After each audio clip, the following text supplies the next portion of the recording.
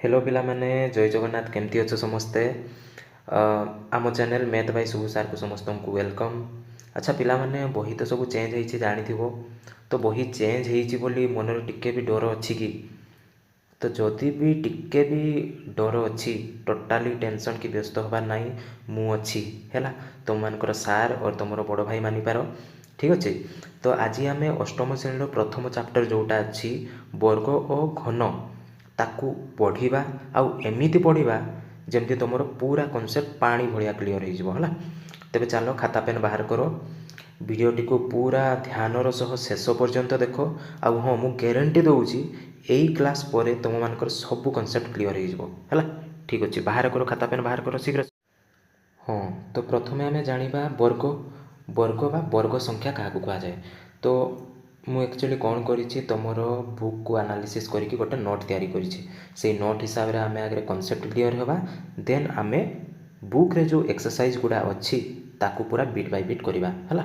तो वर्ग संख्या क्या कहवा ना मन रख गोटे संख्या अच्छी मनकर ए गोटे संख्या अच्छी मनकर ए ताकू जदि आम से ही संख्या द्वारा गुणन करवा माने ए गुणन ए जोटा पाइबा आम से संख्या को वर्ग बोली कहवा।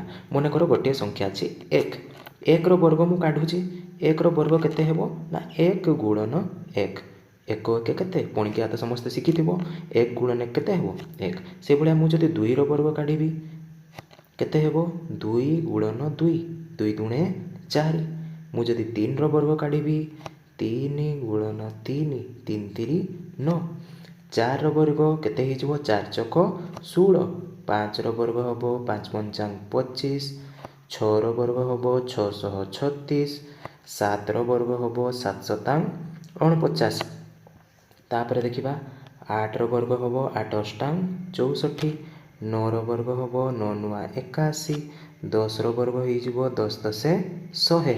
अच्छा ठीक अच्छे एतिकी जाई तो सहज आम जाचु तेरे 11 वर्ग रु आम केमी मन रखा देख मु ट्रिक बताऊँगी 11 वर्ग देखुच ना यहाँ एक उपरे लिखाई दुई तापर लिखाई एक यार वर्ग हो 1 2 1 एमती मन रख डायरेक्ट तुम कहबनी 121 बोली 1 2 1 से भाया 12 वर्ग हो 1 4 4 13 वर्ग हो 1 6 9 तापर देखा 14 वर्ग हो 13 वर्ग कौन थी 1 6 9 14 वर्ग हो 1 9 6 6 9टा उल्टिकी 9 6 हो बुझीगला ना।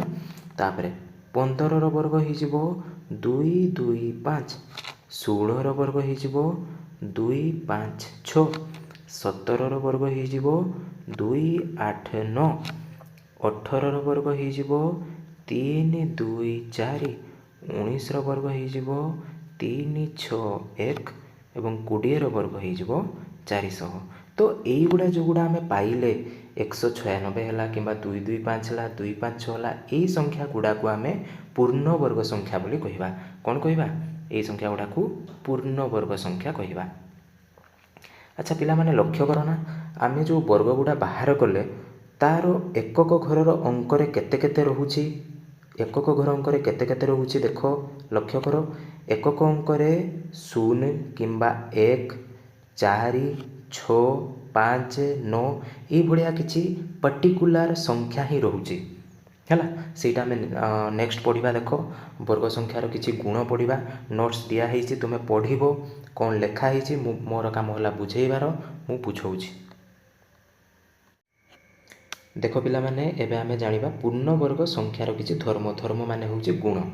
तो प्रथमे देखिबा एकक स्थानर अंक जो आमे पूर्ण वर्ग संख्या गुडा टिके आगरु बाहर कले तार एकक स्थानर अंकटाकू जदि आमे लक्ष्य करिबा आमे देखिबा सब बळे एक तो 0 थिबो नहले 1 थिबो नहले 4 थिबो 5 थिबो 6 थिबो किंबा 9 थिबो एटा हला तार गुण।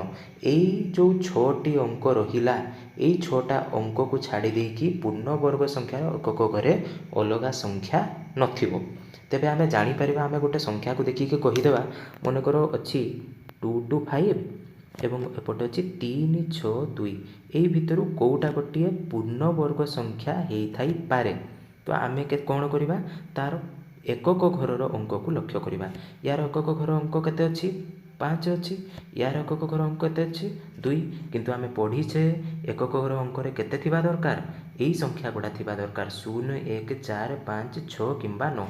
ତ ଏଇ ଭିତରୁ କେଉଁ ସଂଖ୍ୟାର ଏକକ ଘରେ ଏଇ 0, 1, 4, 5, 6 କିମ୍ବା 9 ଅଛି, এই সংখ্যাটা 225। তেଣୁ এইটা ହେଲା ମୋର ପୂର୍ଣ୍ଣବର୍ଗ ସଂଖ୍ୟା। এইଟା କେବେ ବି ପୂର୍ଣ୍ଣବର୍ଗ ସଂଖ୍ୟା ହୋଇପାରିବନି। କ'ଣ ପାଇଁ ନା ଏକକ ଘରେ ୟାର 2 ଅଛି। ତେଣୁ ସେକେଣ୍ଡ ପଏଣ୍ଟଟା ତୁମର ଲେଖା ହେଇଛି ବର୍ଜିତ ଅଙ୍କ, ମାନେ କେଉଁ ସଂଖ୍ୟାଟି ପୂର୍ଣ୍ଣବର୍ଗ ସଂଖ୍ୟା ହୋଇପାରିବ ନାହିଁ ଯାହାର ଏକକ ସ୍ଥାନରେ 2, 3, 7 କିମ୍ବା 8 ଥାଏ। ବୁଝିଗଲା ପୁରା। ତେବେ ଏଇ ଯେଉଁ 362ଟି ଲେଖା ହେଇଛି ଏକକ ଘରେ କେତେ ଅଛି 2 ଅଛି, ତେଣୁକରି ଏଇଟା କେବେ ବି ପୂର୍ଣ୍ଣବର୍ଗ ସଂଖ୍ୟା ହୋଇପାରିବ ନାହିଁ। ବୁଝିଗଲା। ତାପରେ ଲେଖା ହେଇଛି ଶୂନ ସଂଖ୍ୟା। ଶୂନ ସଂଖ୍ୟା ମାନେ ଯେତେବେଳେ ଆମେ ବର୍ଗ ବାହାର କରୁ ଏକକ ଘରେ ଶୂନ ଥିବା ସଂଖ୍ୟାର ବର୍ଗ, ମନେକର ମୁଁ 10ର ବର୍ଗ ବାହାର କଲି, କେତେ ହେଉଥିଲା 100। ମନେକର ମୁଁ 100ର ବର୍ଗ ବାହାର କରୁଛି, କେତେ ହେବ 1ରେ କେତେଟା ଶୂନ ହୋଇଯିବ, ମନେ ରଖ ଯଦି 2ଟା ଶୂନ ଥିବ ଏପଟେ ହୋଇଯିବ ତାର ଡବଲ, ମାନେ 4ଟି ଶୂନ ହୋଇଯିବ। ଯଦି ମନେକର ମୁଁ ବାହାର କରୁଛି 1000ର ବର୍ଗ, 1000ର ବର୍ଗ କେତେ ହୋଇଯିବ, ମୁଁ 1 ଲେଖିବି, ଏଠି କେତେଟା ଶୂନ ଅଛି 3ଟା, ବର୍ଗ ବେଳକୁ ସେଇଟା ତାର 2 ଗୁଣା ହୋଇଯିବ, ମାନେ 6ଟି ଶୂନ ହୋଇଯିବ। ଏଇଭଳିଆ। ତ ମୁଁ ଦେଖିଲି ଏଇଠୁ ଲକ୍ଷ୍ୟ କଲି ଏକ ତ 2ଟି ଶୂନ, ନହେଲେ 4ଟି, ନହେଲେ 6ଟି, ଏଇଭଳିଆ ସବୁବେଳେ ଯୁଗ୍ମ ସଂଖ୍ୟକ ଶୂନ ରହିବ। ତ ମୁଁ ଯଦି ଏଇନା ତୁମମାନଙ୍କୁ ପଚାରିବି 1000ଟା ଗୋଟିଏ ବର୍ଗ ସଂଖ୍ୟା ହେବ ନା 10,000ଟା ଗୋଟିଏ ବର୍ଗ ସଂଖ୍ୟା ହେବ, ତ ଆମେ କ'ଣ କରିବା ଏଇଠୁ ଶୂନ ଗଣିବା। ଏଠି କେତୋଟି ଅଛି 3ଟି, ଏଠି କେତୋଟି ଅଛି 4ଟି। ତ ଆମେ ଟିକେ ଆଗରୁ ପଢ଼ିଲୁ ଯୁଗ୍ମ ସଂଖ୍ୟକ ଯଦି ଶୂନ ଥିବ ସେଇଟା ଗୋଟିଏ ବର୍ଗ ସଂଖ୍ୟା ହେଇପାରେ। ତ 1000ଟା ବର୍ଗ ସଂଖ୍ୟା ହେବ ନାହିଁ। ବୁଝିଗଲା ପୁରା? ଠିକ୍ ଅଛି। ଆଚ୍ଛା ପିଲାମାନେ, ଗୋଟେ କଥା ଜାଣିଛ, ଆଜି ମୁଁ ଯେତେବେଳେ ଆସୁଥିଲି ମୋର କୋଚିଂ ସେଣ୍ଟରକୁ ଆସୁଥିଲି, ରାସ୍ତାରେ ଛାଡ଼, ଶେଷରେ ମୁଁ କହିଦେବି, ଆଗରେ ପଢ଼ିଦେବା ହେଲା। ଠିକ୍ ଅଛି। ତ ଏବେ ଦେଖ ଆମେ ପଢ଼ିବା ବର୍ଗ ସଂଖ୍ୟା ନିର୍ଣ୍ଣୟ କରିବାର କୌତୂହଳପୂର୍ଣ୍ଣ ପ୍ରଣାଳୀ। ଆମେ ବର୍ଗ ସଂଖ୍ୟା କେମିତି ବାହାର କରିବା? ଆମେ ତ ଜାଣିଲୁ ଗୋଟିଏ ସଂଖ୍ୟାକୁ ଯଦି 2 ଥର ଗୁଣନ କରୁଛେ, ମନେକର 14ର ବର୍ଗ ଅଛି, ତ 14 ଗୁଣନ 14 କଲେ, 14 ଗୁଣନ 14 ଯଦି କରୁଛେ ଆମେ କେତେ 196, ଏଇଟା ହେଉଛି ତା'ର ବର୍ଗ। କିନ୍ତୁ ଏଠି ଗୋଟିଏ ମଜାଳିଆ ଜିନିଷ କହୁଛି ଦେଖ, କ୍ରମିକ ଅଯୁଗ୍ମ ସଂଖ୍ୟାର ଯୋଗଫଳ, ଅର୍ଥାତ୍ ମନେକର ମୁଁ 1, ଏଇଟା ଗୋଟେ ପ୍ରଥମ ଅଯୁଗ୍ମ ସଂଖ୍ୟାଟା, ଏଇଟା ଏଠି ତା ପର ଅଯୁଗ୍ମ ସଂଖ୍ୟାକୁ ଯୋଗ କଲି, କେତେ 3, ତାପର ଅଯୁଗ୍ମ ସଂଖ୍ୟା 5, ତାପରେ 7, ତାପରେ 9, ତାପରେ 11, ଏମିତି ଚାଲିଲି। ଠିକ୍ ଅଛି। 1 ଆଉ 3କୁ ଯୋଗ କରିକି ଦେଖ କେତେ ହେଉଛି 4। ପ୍ରଥମେ ତ ରହିଲା 1, ତାପରେ ରହିଲା 4, ତାପରେ 5, 3 ଆଉ 1କୁ ଯୋଗ କର, କେତେ ହେଉଛି 5, 3, 8, 1, 9, ତାପରେ ସେଠି 9ରେ 7କୁ ଯୋଗ କର 16, ତାପରେ ପୁଣି 9କୁ ଯୋଗ କର, 16ରେ 9କୁ ଯୋଗ କର, କେତେ ହେଉଛି 25, 25ରେ 11କୁ ଯୋଗ କର, କେତେ ହେଉଛି 36। ତ ଆମେ ଏମିତି ଯଦି କ୍ରମିକ ଅଯୁଗ୍ମ ସଂଖ୍ୟା ଗୁଡ଼ାକୁ ଯୋଗ କରିକି ଯିବା, ଆମେ ଗୋଟେ ପରେ ଗୋଟେ ପରେ ଗୋଟେ ପରେ ବର୍ଗ ବା ପୂର୍ଣ୍ଣବର୍ଗ ସଂଖ୍ୟା ଗୁଡ଼ାକୁ ପାଇବା। ଏଇଟା ଗୋଟେ ମଜାଳିଆ ଜିନିଷ ଥିଲା, ଆଉ ସେମିତି କିଛି ନିହାତି ଦରକାର ନୁହଁ। ଠିକ୍ ଅଛି। ଠିକ୍ ଅଛି। ଏବେ ଆମେ ବର୍ଗମୂଳ ପଢ଼ିବା। ଆଚ୍ଛା, ବର୍ଗ ସଂଖ୍ୟା ତୁମେ କାଢ଼ି ଜାଣିଲ, ପୂର୍ଣ୍ଣବର୍ଗ ସଂଖ୍ୟା ଯେଉଁଟା ବାହାରେ। ଏବେ ଆମେ ଜାଣିବା ଗୋଟିଏ ପୂର୍ଣ୍ଣବର୍ଗ ସଂଖ୍ୟା ଦେଇଥିବ ତା'ର ମୂଳଟା, ଅର୍ଥାତ୍ ଆମେ ଜାଣିଛୁ 12ର ବର୍ଗ କେତେ ହେଉଥିଲା ପିଲାମାନେ 1, 4, 4। ଏବେ ତୁମକୁ ଦେଇଥିବ 1, 4, 4, 1, 4, 4ର ବର୍ଗମୂଳ, ଏଇଟା ଦେଖ ବର୍ଗମୂଳ ଚିହ୍ନ, 1, 4, 4ର ବର୍ଗମୂଳ କେତେ ହେବ? କେତେ ହେବ? ଆମେ ଜାଣିଛୁ 12ର ବର୍ଗ ଯଦି 1, 4, 4 ହେଲା, 1, 4, 4ର ବର୍ଗମୂଳ ହେବ 12। ବୁଝିଗଲା? ତ ଏଇ ଜିନିଷଟା ଆମେ କେମିତି ବାହାର କରିବା? ତ ଏଇ ଚିହ୍ନଟା ଦେଖ, ଏଇଟା ହେଉଛି ବର୍ଗମୂଳ ଚିହ୍ନ, ୟାକୁ ଇଂରାଜୀରେ କୁହାଯାଏ ସ୍କୋୟାର ରୁଟ୍। ବୁଝିଗଲା? ଠିକ୍ ଅଛି। ତ ଦେଖ କେମିତି ବାହାର କରିବା ଆମେ। ତ ପ୍ରଥମ ଗୋଟେ ପ୍ରଣାଳୀ ଦେଇଛି, ମୌଳିକ ଗୁଣନୀୟକ ପ୍ରଣାଳୀ। ମୌଳିକ ଗୁଣନୀୟକ ପ୍ରଣାଳୀ। ଆଚ୍ଛା, ତୁମେମାନେ ପୂର୍ବ କ୍ଲାସ୍ରେ ଲସାଗୁ ବାହାର କରି ଶିଖିଛ, ଯେଉଁ ସଂଖ୍ୟା ଗୁଡ଼ାକୁ ଆମେ ଗୋଟିଏ ଠିକ୍ ଚିହ୍ନ ଦେଇକି, ଏଇଭଳିଆ ଠିକ୍ ଚିହ୍ନ ଦେଇକି କାଟି କାଟି କାଟି କାଟି ବାହାର କରୁଥିଲୁ। ଠିକ୍ ଅଛି। ସେଇ ଉପାୟରେ ହିଁ ଆମେ ଏଇ ବର୍ଗମୂଳ ବାହାର କରିବା। ଠିକ୍ ଅଛି। ତ ପ୍ରଥମେ ଦେଖ ଦେଇଛି ଆମକୁ ଗୋଟେ ଏକ୍ଜାମ୍ପଲ୍ ଦେଇଛି 324। ମୁଁ କ'ଣ କହିଥିଲି 324ଟାକୁ ଆମେ କାଟିବା ତେବେ। ଆଚ୍ଛା, ବିଭାଜ୍ୟ ସୂତ୍ର ସମସ୍ତଙ୍କର ମନେ ଅଛି କି? जदि विभाज्य सूत्र मन ना देख मुझे कहीदे 2 द्वारा विभाज्य सूत्र है एकक घरे केते थिबो 0 2 4 6 8 टिके मन पकाओ 3 विभाज्य सूत्र है अंक मानकर समष्टि आम अंक गुड़ा जोग करूँ और देखू से पणिकियार माने 3 को पणिकियार जदि थिबो सेटा 3 द्वारा विभाज्य 4 द्वारा विभाज्य सूत्र है शेष 2टी अंक शेष 2टी अंक जदि 4 को पणिकियार थिबो तेबे ताहा 4 द्वारा विभाज्य 5 द्वारा विभाज्य सूत्र एकक घरे केते थिबो एकक घरे 0 किंबा 5 थिबो से भाया 6 विभाज्य सूत्र है जो संख्या 2 और 3 उभय द्वारा विभाज्य होतुबो सेटा 6 द्वारा से भाया 8 द्वारा है शेष 3टी अंक शेष 3टी अंक जदि 8 को द्वारा कटुथुबो बा 8 द्वारा कटुथुबो सेटा 8 द्वारा विभाज्य 9 द्वारा है 3 द्वारा जमीती थिला 3 रो विभाज्य सूत्र जमीती 9 द्वारा भी सेमिति माने अंक मानकर समष्टि आमे अंक गुड़ा को जोग करबा जदि 9 को पणिकार बा 9 द्वारा कटुथुबो तेबे सेटा 9 द्वारा विभाज्य एवं 10 द्वारा विभाज्य सूत्र है एकक घरे केते थिबो एकक घरे 0 थिबो। तो एगुड़ा मुझे कहीं कहूँ विभाज्य सूत्रटा आमको काटिबा बेले हेल्प करिवो जेमती देखो ठीक 324 अच्छी मुझे आगु पढ़ी एकक घरे केते थिबे 0 2 4 6 8 जदि थी 2 द्वारा कटिबो तेणुटा मुझे 2 द्वारा काटिबी 2 1 2 केते रहिला 3 रु 2 गले 1 12 212 2 दुणे 4 हरण करुच्ची मु बुझीपारुछ ना तापरे 2 अष्टांग 16 2 1 2 तापरे इटा देखो केते कटुची 3 रे कटिबो कारण 8 आउ 1 को जोग कले केते होची 9 जोटा कि 3 को पणिकार अछि तेणु 3 दुणे 6 रहिला केते बढ़िला 2 21 3 7 21 3 नुआ 27 3 3 9 बुझीगला तबे एई जो गुड़ा आमे पाइले 2 2 3 3 3 3 ताको एठी लिखिबा आमे 2 गुणन 2 गुणन 3 गुणन 3 गुणन 3 गुणन 3 तापर आमे ताकू जोड़ी बनेबा माने पेयर बनेबा ए भलिया दुईटा 2 को गोटे पेयर एटा गोटे पेयर एटा गोटे पेयर हला से जो पेयर बनेले ए दुईटा 2 रु गोटे 2 को नबा आमे गोटे 2 को नेले से भलिया ए दुईटा 3 रु अच्छा मु तळे गार मारुनी काहे कि नले परे बुझी पारिबोनी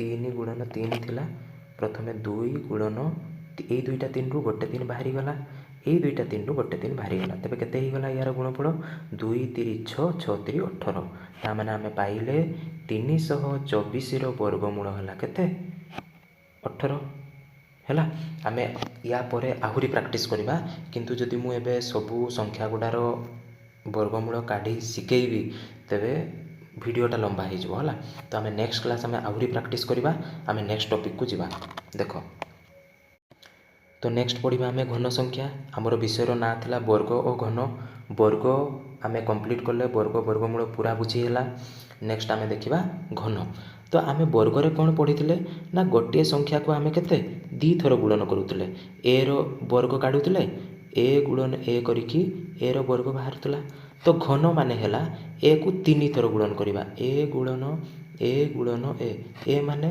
कौन सी संख्या को 3 थर गुणन करवा तेबे ए रो घन हम बा या ए क्यूब बोली पढ़ा जाए है से भाया मन कर मु 1 रो घन बाहर करी तेबे 1 गुणन 1 केते बाहर 1 वर्ग रे आमे कौन करुले 2 थर गुणन करुले घन रे आमे 3 थर गुणन करवा सेतिकी हला तफात है तापर देख 2 रो घन बाहर करवा केते हेबो 2 गुणन 2 2 दुणे 4 4 दुणे 8 से भाया 3 रो घन बाहर करी मु 3 गुणन 3 3 3 3 9 3 27 से भाया देखा 4 रो घन हो 4 चौक 16 चौक 64 5 रो घन हो 125 6 रो घन हो 216 तापर देखा 7 रो घन अर्थात 7 गुणन 7 केते बाहर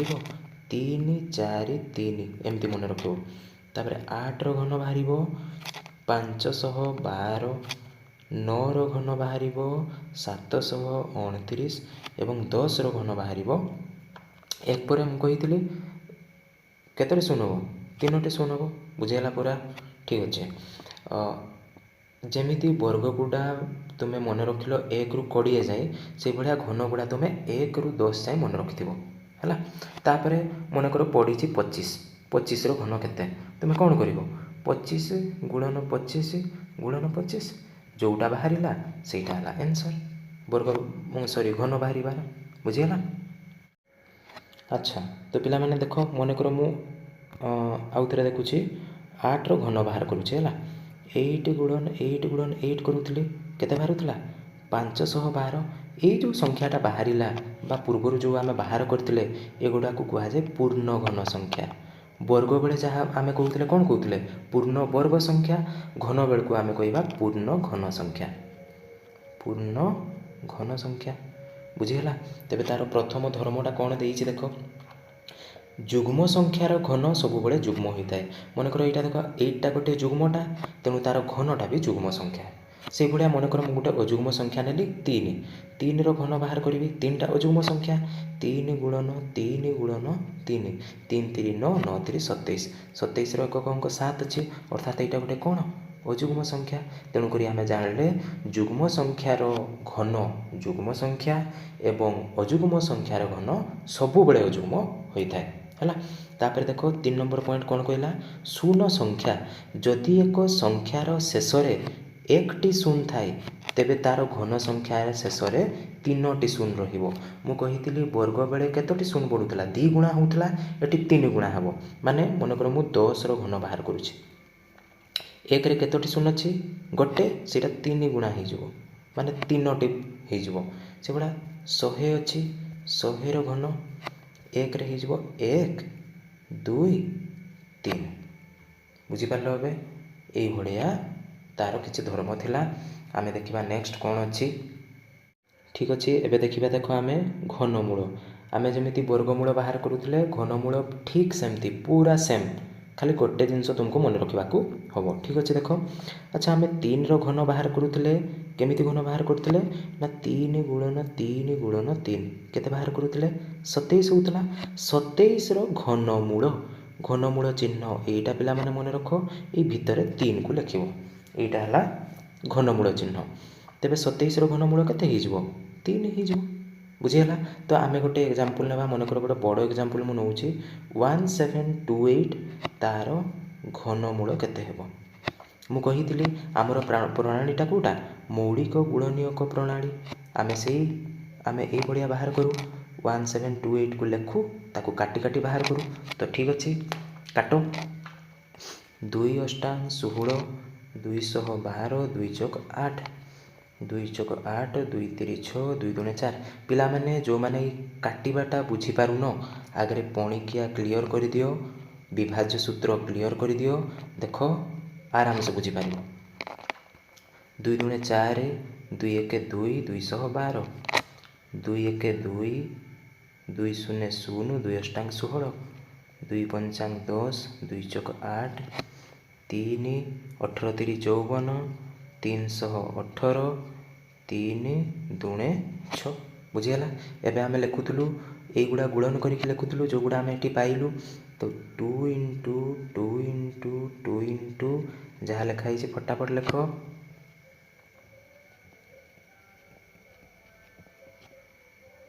ଏତିକି ପାଇଲେ। ସେଠି ଆମେ କ'ଣ କରୁଥିଲେ? ଆମେ 2ଟା 2ଟା ପେୟାର ବନାଉଥିଲେ। ଏଠି ଆମେ 3ଟି 3ଟି ପେୟାର ବନେଇବା। ଏଠି ଦେଖ, ଏଇଟା 3ଟା ଗୋଟେ ପେୟାର, ପେୟାର ତ କହିହେବନି, ହଁ ଚଳିବ, ପେୟାର କହିଲେ ବି ଠିକ୍ ଅଛି। ଏଇଟା ଆଉ ଏଇଟା ଗୋଟେ ଦେଖ, ଏଠି ଅଛି 3ଟା ହେଲା, ଆଉ ଏଇଟା ଗୋଟେ। ତ ବର୍ଗମୂଳ ବେଳେ ଆମେ 2ଟା ପେୟାରରୁ ଗୋଟେ ବାହାର କରୁଥିଲେ, ଏଇଠି 3ଟିରୁ ଗୋଟେ ବାହାର କରିବା। ଏଇ 3ଟା 2ରୁ ଗୋଟେ ବାହାରିଲା, ଏଇ 3ଟା 2ରୁ ଗୋଟେ ବାହାରିଲା, ଆଉ ଏଠି ଯେଉଁ 3ଟି 3 ଅଛି, ସେଇଠୁ ଗୋଟେ 3 ବାହାରିଲା। ତେବେ ତାକୁ ଗୁଣନ କରିଦେବା, 2 ଦୁଣେ 4, 4 3 12। ତେବେ 1728ର ଘନମୂଳ ହେଇଗଲା 12। ବୁଝିଗଲା ପିଲାମାନେ? ଏତିକି ମନେ ରଖ, ବର୍ଗମୂଳ କାଢ଼ିବା ବେଳେ ଆମେ 2ଟାରୁ ଗୋଟେ ବାହାର କରୁଥିଲେ, ଏଠି 3ଟାରୁ ଗୋଟେ ବାହାର କରିବା। ସେତିକି ହେଲା ଡିଫରେନ୍ସ, ନହେଲେ ପୁରା ସେମ୍। ବୁଝିଗଲା? ଠିକ୍ ଅଛି। ଠିକ୍ ଅଛି ପିଲାମାନେ, ତୁମର କନସେପ୍ଟ କ୍ଲିଅର୍ ହେଇଯାଇଛି ବୋଲି ମୁଁ ଆଶା କରେ। ଯଦି କିଛି ରହିଯାଇଛି ତେବେ ଡେସ୍କ୍ରିପ୍ସନ୍ ଲିଙ୍କରେ ମୁଁ ମୋର କଣ୍ଟାକ୍ଟ ନମ୍ବର ଦେଇଦେବି, ବାଇ ହ୍ୱାଟ୍ସଅପ୍ ତୁମେ ମୋତେ କଣ୍ଟାକ୍ଟ କରିପାରିବ ହେଲା। ଠିକ୍ ଅଛି, ତୁମମାନଙ୍କ ପାଇଁ ଏଇଟା ରହିଲା ହୋମୱାର୍କ। ମୋତେ ଲାଗୁଛି ତୁମେ କରିଦେଇପାରିବ। କମେଣ୍ଟ କରିବ କେତେ କ'ଣ ବାହାରିଲା, ମୁଁ ସବୁ ଚେକ୍ କରିବି ହେଲା। ଠିକ୍ ଅଛି, ରହୁଛି ପିଲାମାନେ, ବାଏ।